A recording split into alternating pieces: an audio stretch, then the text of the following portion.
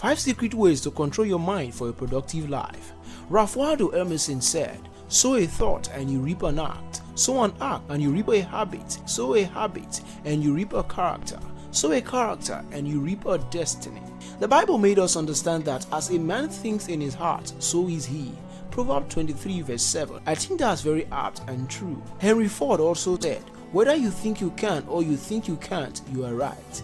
It is therefore important to know that your thought is the engine of your life. It is also necessary for you to know that how you perceive yourself will determine your outcome in life. How do you see yourself? What kind of thoughts do you load yourself with daily? Even right now, what are you thinking?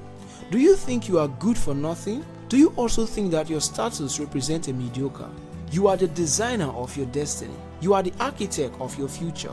Rotimi Adedokun said, excuses are not jargons in the school of success. If you have a good reason to fail, life will give you a good reason not to succeed. But if you are in the school of thought of failure, where you look down on yourself and never think that anything good can come out of your life, I recommend that you renew your mind and have a change of thought. You are a product of your thought is a universal principle that has proven to be effective.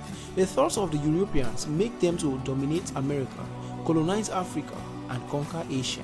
There are many American countries, but the United States of America is different. The thought of the land of the free and the home of the brave. The thought of Pastor Eneche makes him not to apply to pastor in Winners Chapel, but rather have Bishop David Oyedepo mentor him. Guess what? 100,000 seater capacity church in the federal capital of Nigeria is the result. Thoughts are the engine room of all-round miracle. The ability and capability to choose, learn, develop, and think is the ultimate of life. Who you are is a reflection of your mind, and your mind is a product of your thoughts. You are a product of your thoughts, either rich or poor, joyous or sad. Your circumstances do not defeat you, but your attitude, thoughts, and belief does. You cannot be thinking good and be confessing negative. If your thought does not align with your action, results might be far from you. Your confession and the state of your mind must be rightly aligned to see results. In other words, your mouth must be a reflection of the condition of your thoughts. I think you should know that if you have a defeat thought, you will surely have a defeat in life. One of the fascinating verses in the Bible is a statement of Jesus. He said, in the world you will see tribulations. God never told us that we would be challenges free, but He gave us a strong will and sound mind to fight and win in life. It is your sole duty to take charge of your life by taking charge of your thoughts. However, learning to think positively doesn't mean it's all sweet and rosy, but it reveals how well you have approached your problems in a better and positive way. I hope you will start taking actions to think positively today. Success or failure in life is a product of insight. Those who take ownership of their thoughts will be in charge of their lives. Greatness starts from your thoughts. If you desire to be a phenomenal being, all you have to do is simple. Just make sure you take charge of your life by being in charge of your thoughts. When you can successfully change your thinking, mindset, if you can successfully be in charge of your thoughts, your positivity level goes up, which will increase your possibility level. Being positive has a way of exuding a natural power to inspire the people we meet in life, which can in a way help them to be positive in their thinking. To live a great life, you must elevate the quality of your thinking. Here are 5 secret ways which can help you form good habits for a positive thought. Number 1. Don't give in to fear and worries. It is okay to worry and be afraid, but anytime you allow Mr. Worry to possess your spirit, thereby load you with fear and worries, that spirit will drag you down the lane of regret unlimited. Zach Williams said in his song that fear is a liar. He will take your breath, stop you in your step, he will rob your rest. Fear and worries have a way of crippling down one's thoughts to negative thinking. You are not likely to see any good thing or a way out when you are worried or consumed by fear. Fear has the capacity to suck out your energy, blurring your imagination and shut you out of the world of possibilities. This is what Apostle Paul the Aged said. Be anxious for nothing. Anytime you get to the world of worry, God will back off. But anytime you back off from the world of worry, God steps in. This is what I think you should do. Hand it over to God. Let Him do what He knows how to do best. Use positive affirmation and standing firm on the promises of God over your life is the key. these too shall pass. That is how people of faith respond to life circumstances. I will not quit is the layman on the street response. This is a secret. Be strong, refuse to quit, worry less, and develop a fearlessness spirit. Use the weapon of prayer, affirmation, and God's promise to replace your fear and worries. Negative thoughts will always come, but discard it immediately and replace it with the thought of your vision, goals, aspiration, and your desire for life. If you successfully do that, please remember to reward yourself by enjoying the journey and maximize the moment. This is what I mean. Treat yourself. Number 2, control your thoughts deliberately.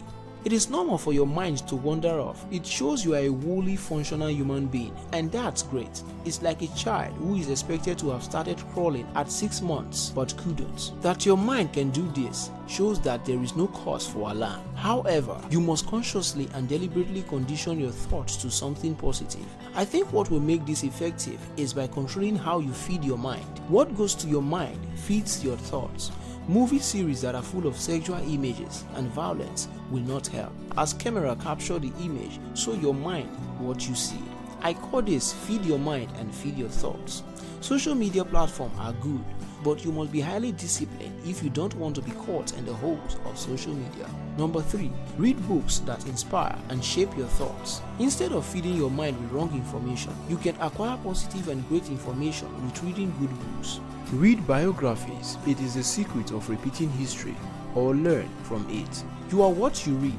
Reading is nothing different from the author speaking directly to you. The more you read, the more you absorb, and the better you become. Readers are leaders. The importance of reading and learning, therefore, cannot be overemphasized. There are people who have successfully overcome what you are facing. Reading is nothing but getting exposed to the experience of someone who has gone through what you are about or going through. How would you know if you don't read books? Reading gives you a large heart. Possibility becomes real. Imagination becomes reality by reading. By reading books, your mind automatically travels to great places that are described in the book, instead of wallowing in negative thoughts.